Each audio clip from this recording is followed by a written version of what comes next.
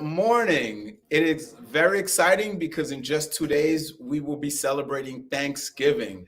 So, good morning to our REMAX family of offices. Good morning, everyone. I'm very excited about Thanksgiving and we're very thankful this year. So, we're counting our blessings this Thanksgiving, and working with you all is definitely one of the biggest blessings we have. So, happy Thanksgiving to all. Again, I'm Olivier Lewis, broker owner of the Cranford office. Appreciate you guys tuning in. I know this is a busy time of year. People are getting ready to travel. They are cooking. We have an event today in the office. So appreciate your attention. I'm going to talk today about the money being in the follow-up, and I'm going to share a slide. There we go. So this is from Inman News, and it's a very important slide. And I'm just going to, before I read the slide, I want to talk about why this is important.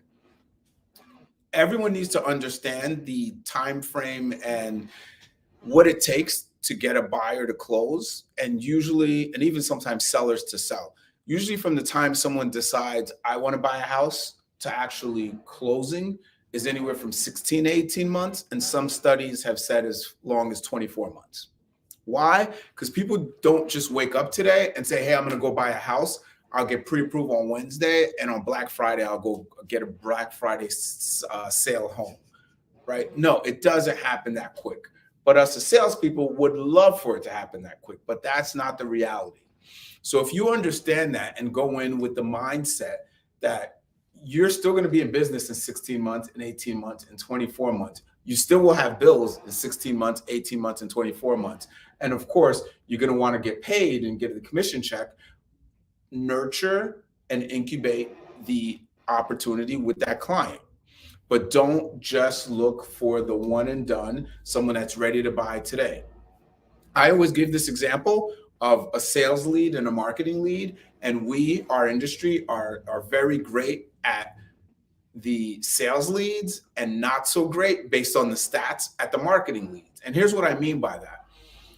If I needed a new car and crashed it, totaled it, whatever happened, today is Tuesday, I would be going to the dealership Friday, Saturday, and trying to walk out with a car. Is that fair to say?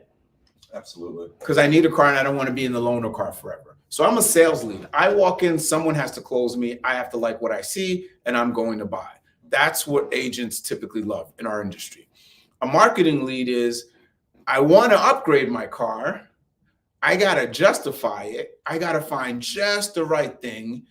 And I got to wait for my lease is over or wait for whatever, get to come up with more money, or wait for whatever the situation is that sparks it, or me finding exactly what I want.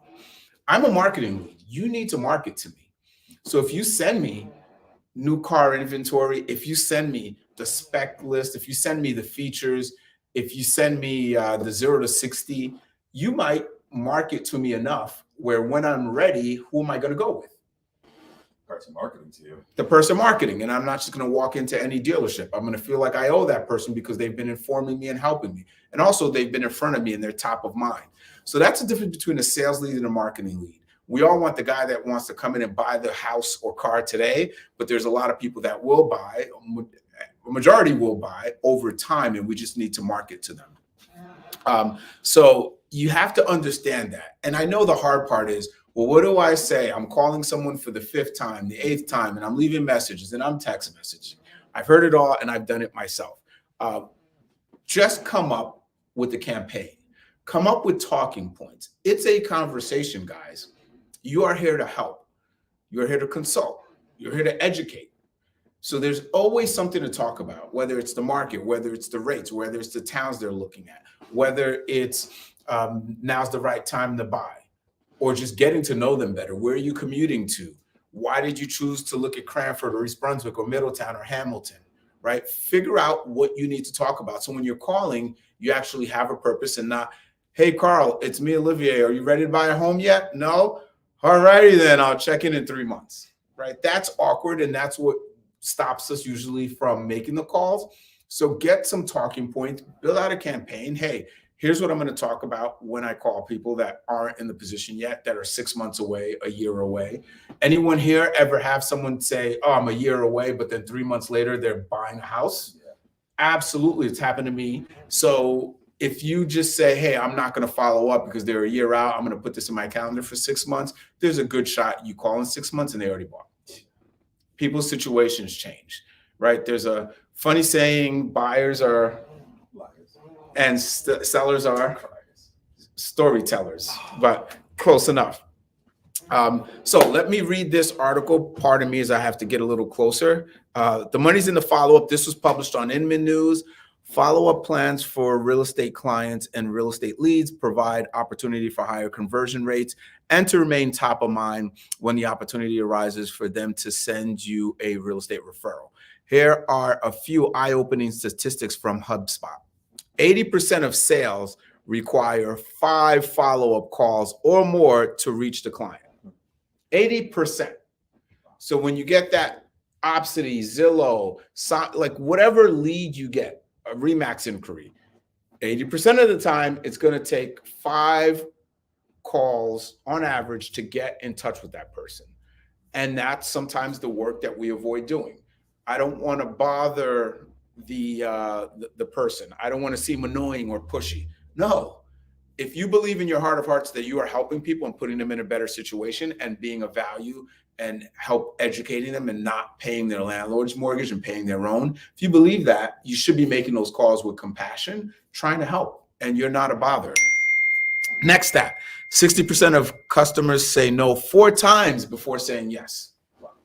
I've gotten a lot of no's, especially when I was out in the club scene dating. But it didn't keep me from stopping, right? Funny story. When I initially asked my wife out, she said no, because I had just gotten out of another relationship. And she's like, you're not looking for something serious. You initially said no.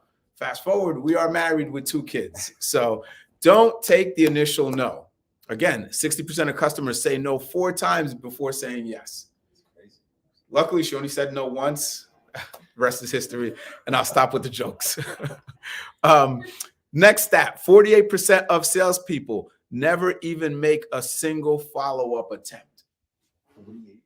48% of salespeople never make one follow-up attempt. Oh my God. And I've heard it, I've managed through it, where agents will tell me, well, the buyer's not serious.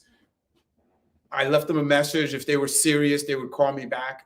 Do you know how many salespeople I've interacted with that have called me and I just wasn't ready because life got in the way, or I had to justify this purchase, or I had to do more diligence on what I was buying? That doesn't mean I wasn't serious. It just means I wasn't ready. But please, guys, don't be part of the 48%.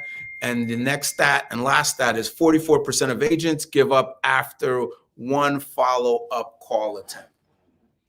So about half of us only call once, and that same half doesn't try again and they give up. Half of that half doesn't even try the second time at all. Correctly. So guys, the money is in the follow-up, not just for your referrals, but to convert that inquiry or lead into a client that's going to drive revenue and grow your business. Last paragraph says, if there's one thing I see successful agents do and unsuccessful agents not do, it is follow-up. Make the extra call, stay engaged with your prospects, and you will have more sales. Very, very basic. I like to say just follow the arrows. The more calls you make, phone calls you answer, the more people you talk to, the more houses you show. The more houses you show leads to writing more contracts. The more contracts you write, you get more deals under contract. The more deals under contract, you close more deals, and you close more deals, you do what? You make more money. So if you guys want to make more money, be successful, make more calls, follow up, follow up, follow up, follow up. So any questions? Well, being Thanksgiving week, I'm going to end today with saying, be safe, everyone. Enjoy the holiday. Happy Thanksgiving. We appreciate you. Take care. See you next week.